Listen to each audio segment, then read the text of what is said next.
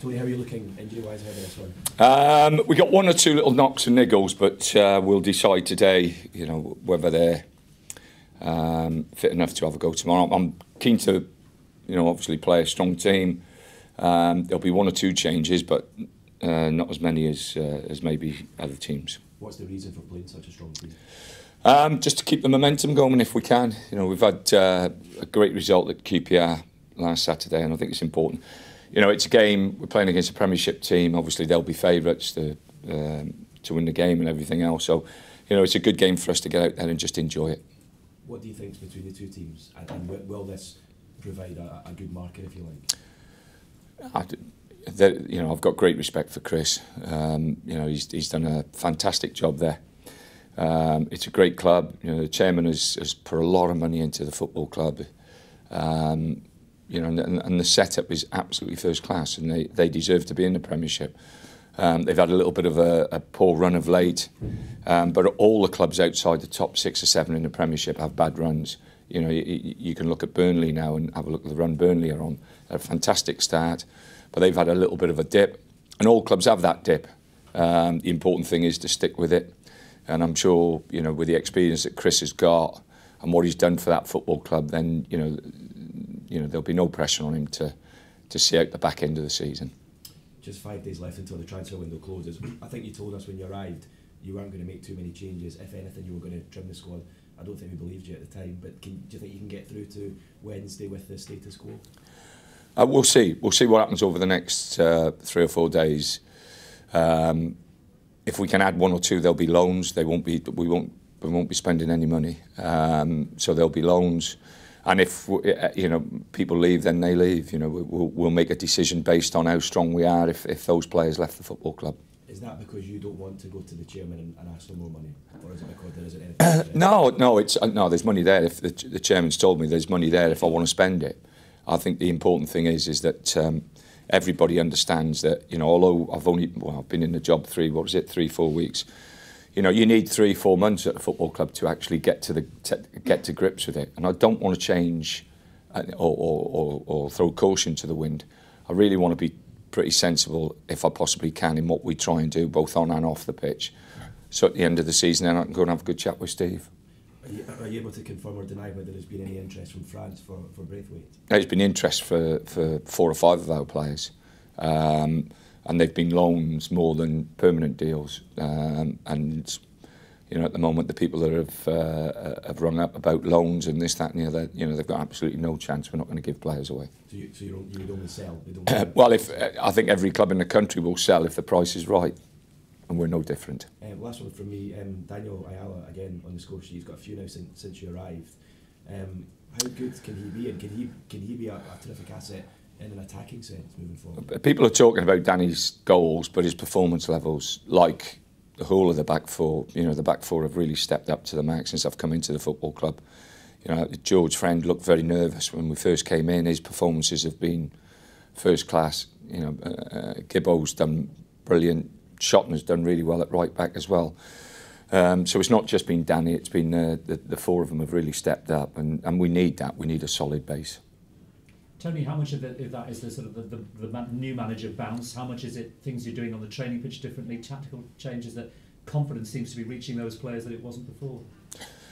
Well, you talk about a new manager bounce. Not all managers go in and get a bounce. Sometimes you get it initially, sometimes you don't, and sometimes you have to work a little bit harder to get there. I'm just pleased with the response we've had from the players. There's weaknesses within the squad. There's definitely been an overloading in certain areas that I think that has to be fixed and sorted out. But that takes time. I won't be able to do that straight away. But I've been impressed, as I've said before, with the football club as a football club.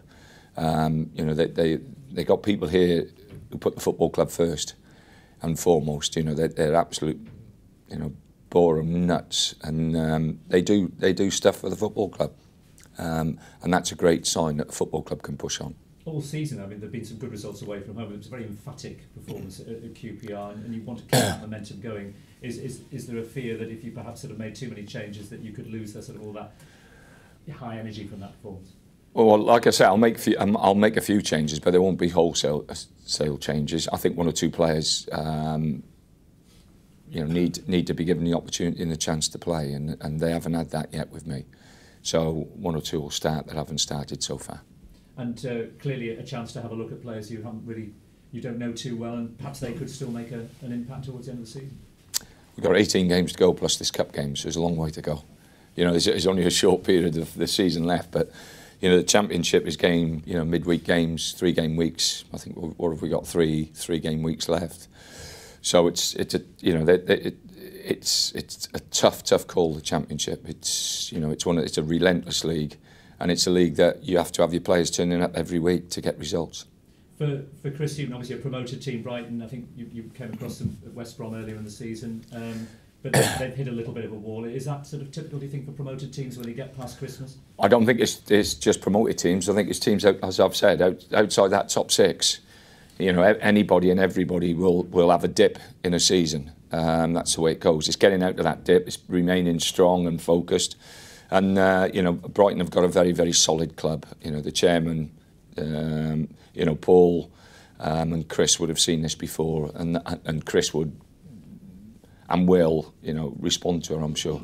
And for the fans, obviously before your time, but the last time the two sides met, it was a very famous day for Borough. I mean, it'd be great to get to the fifth round of the cup with a similarly, memorable performance, I suppose. Well, it's a game of football, and the players put their shirts on to win a game of football, and that's what we'll be trying to do. We know it'll be tough. I'm sure, Brighton will have some top players playing, so it'll be tough for us, but it'll be a great challenge. Tony, can I just ask you, you've spoken a lot in the past about what this competition means to you. Can you just sort of sum that up, put it in your own words? How can I sum it up? Well, being a person who was born in the 50s, in the 60s, the big games were, you waited for the World Cups, and you waited for that Saturday in May where the FA Cup final came round. And it'll always be special for me, because I can remember years and years ago as a young boy running out and being one of the players who was playing in that final and playing until, 2:30, and then getting in and listening to Abide With Me and sitting down watching the game, and then getting out again and playing till 10 o'clock at night until it was dark. And it was special. It was special because those games, unlike today where you got a game every other day live, they were special occasions. European Cup, the FA Cup. And to have been fortunate enough to have had some decent cup runs and to take obviously Stoke City to a cup final and experience that was first class. Do you think the FA Cup is still as special in the eyes of people? I think the majority of them. I think what you've got a watering down of all competitions in some respects from the top clubs. Because they're, you have a look at the major clubs in this country. They're in Europe. They're desperate to get in that top four. That's where, let's not hide the fact, that's where the money is. So they do walk. They tend to walk down their sides at times. But even that, you look at the teams that they put out. You have a look at the team Man City put up against Bristol City midweek. They're fantastic players and fantastic. These clubs now have got 24, 25 top players, and they can rotate. Okay, thank you.